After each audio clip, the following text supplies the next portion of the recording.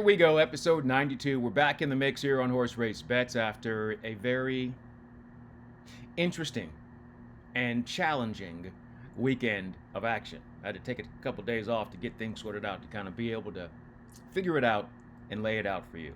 All right. First things first, the Belmont Stakes was really emphatic, right?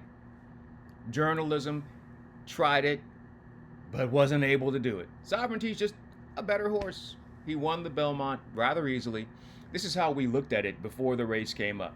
We knew he had the best closing kick. We felt like he'd be fresh and fit because he skipped the Preakness. He's proven at the distance of 1.25 miles as the Belmont once again run at 1.25 miles, not the 1.5 miles it is traditionally be run. It'll be back to that when they move back to refurbished Belmont Park. Junior has the keys. Junior Alvarado knows exactly how to work this horse, exactly when to push the button and how to get him going. And even though by the time they got to the Belmont, the track was no longer sloppy, we knew that Sovereignty loved the slop, so that was not going to be a problem. He ran past journalism like that horse was standing still. And it's not even close in any way, shape, or form. So congratulations to Bill Mott, Junior Alvarado, and the connections of Sovereignty, who just put everything together for Godolphin. And so now, look, I know that we all know this now. We tried to build this up as some sort of rivalry between journalism and Sovereignty, and there isn't one. Journalism will never, did I say never? Never. He will never beat Sovereignty. He's just a better horse, and that's not a knock on journalism at all. He's obviously a talented horse, and he's very athletic, but he's not in the same league as Sovereignty. Baeza's not even in the same league. But somebody has to run second and third. Like if you go back through all the Triple Crown races in history, there's always buster horses. And I say buster meaning they're probably not going to do anything ever again. That's what buster means. They're not going to win a race. All the time. You get Hot Rod Charlies and horses like that run second. You know, Midnight Bourbon, those kind of horses that love to run second. Mandaloon type horses who get the Derby given to them, those horses were never going to beat the top tier horses in their class. Somebody has to run second and third. Journalism Baeza did that. That does not necessarily make them good, in my opinion. So we go from there and we know this thing is not a rivalry. It's all Sovereignty. But the bigger question comes with the industry as a whole. I don't understand why the industry cannot handle any issues that come up on big days. And I don't know why there are always issues on big days.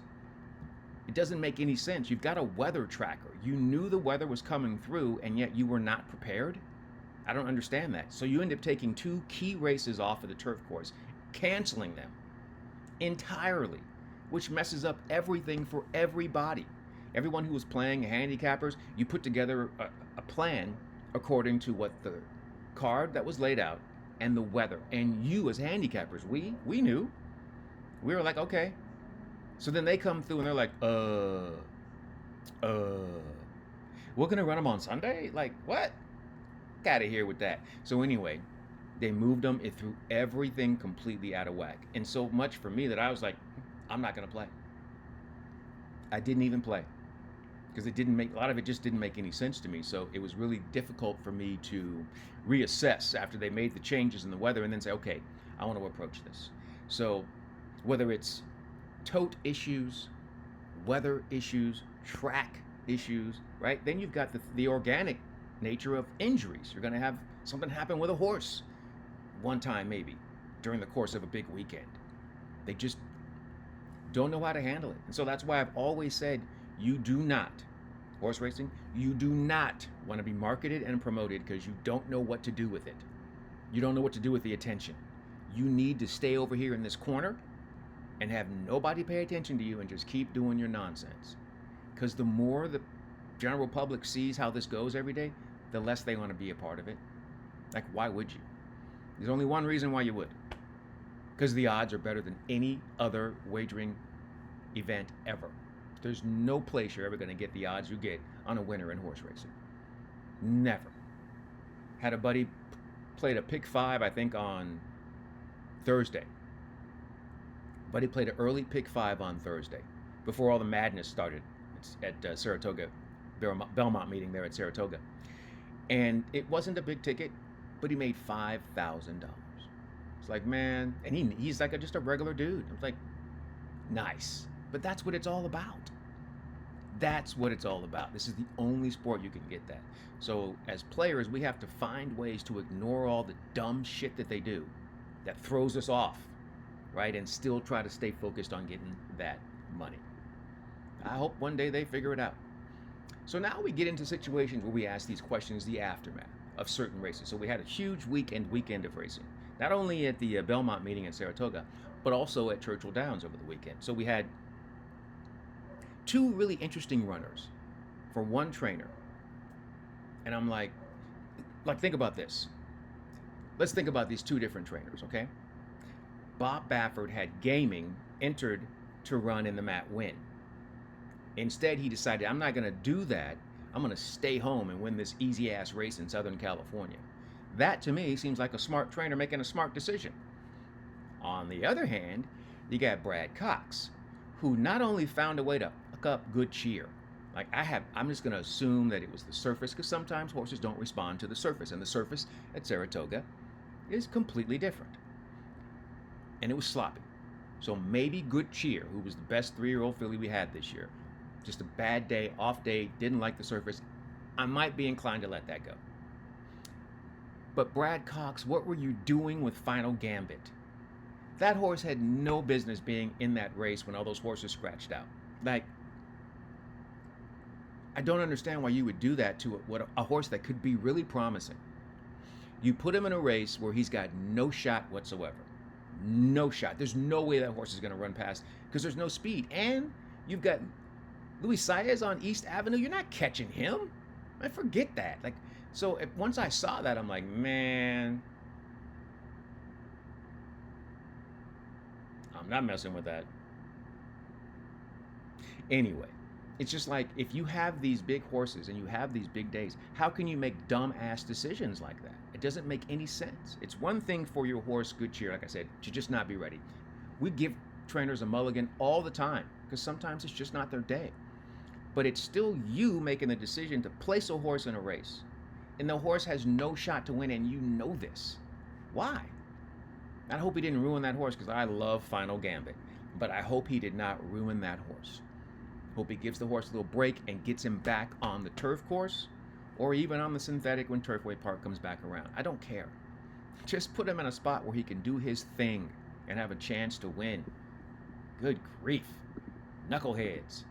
All right, and then we get to how we sum the whole thing up, right? What we found out this weekend is that whether it's Final Gambit, Baeza, Journalism, Rodriguez, Citizen Bull, East Avenue, Burnham Square, none of it matters, because not any of them are close to sovereignty.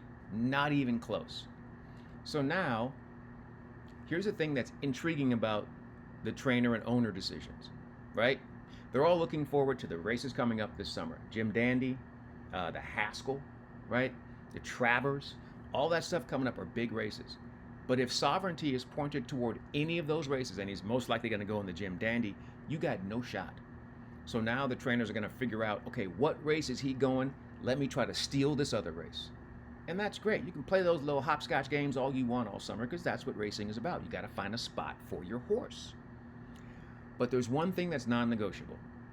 If you want to have any kind of legacy, and you want to have a truly big year, you got to run in the Breeders' Cup.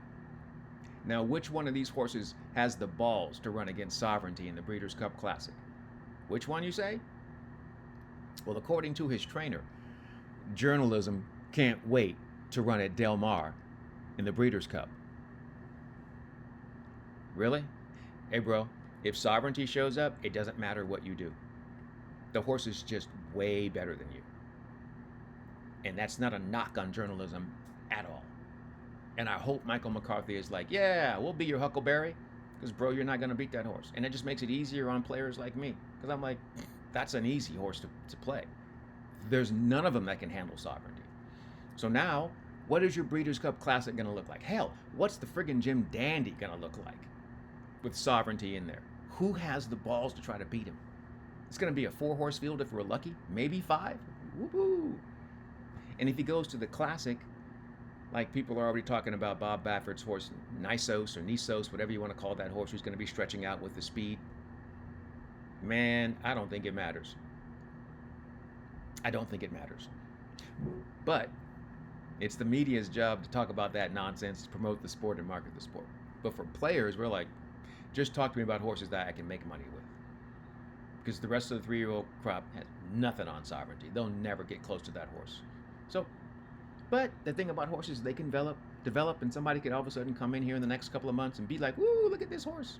It doesn't matter. All right. So as they figure that nonsense out, we got to figure out how to get back into the zone, right? Get back into our money-making ventures, and what we do is go back to the old-fashioned win wager play of the day. We have good luck with this. Let's try to get back into it. So we went back to Horseshoe Indianapolis here on this Tuesday. Here's another weird-ass thing about horse racing. This race is on the turf. They took it off the turf. Why? Because the turf course is hard. So it's got a listing, it's designated as hard turf course. That means that it's basically like a dirt track, but has no give, no cushion, and no moisture. So let me get this straight. You carded turf races. I think there were 4 of them carded for Tuesday, but you didn't turn the sprinklers on to water the turf course? Is that what I'm hearing? Because that sounds really stupid. But that's Horseshoe Indy, and they're dumb, so fine. I just like the fact that there's value in the turf racing, and my guy's always there, and he's money. But the decisions that are made, and then there's no explanation. Like, there should be more information. If you take the races off the turf, and your turf designation is hard, you need to come through with a message that says, look, for whatever reason, the sprinkler system didn't work, and we weren't able to water the turf course for the past 3 days. So, sorry? Whatever. It don't matter. So anyway, we're going to still try to get this money, right? So even though they took this race off the turf course, race number 8 is 1 1/16 on the main track, the dirt. And they only had 4 scratches, so it's still a good-sized field of 10 runners.